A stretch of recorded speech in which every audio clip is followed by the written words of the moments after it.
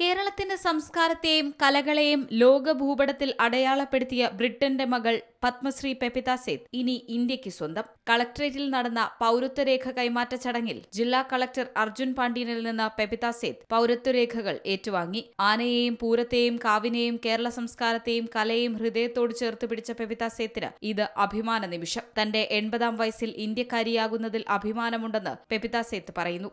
Of course I'm happy. I mean, I don't know whether people are expecting me not to be happy, because you wouldn't do something unless you wanted to do it. And I really like the people here. So I'm happy here. And I've got friends and everything.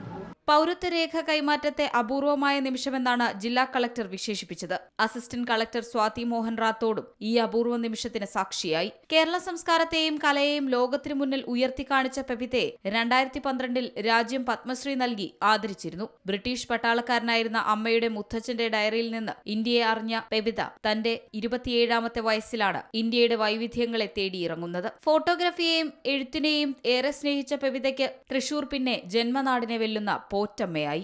മദപ്പാടിൽ പനമ്പട്ടയും മണ്ണും വീശിയെറിയുന്ന ഗുരുവായൂർ കേശവന്റെ പെപിത പകർത്തിയ അപൂർവ ചിത്രം ലോകശ്രദ്ധ നേടി.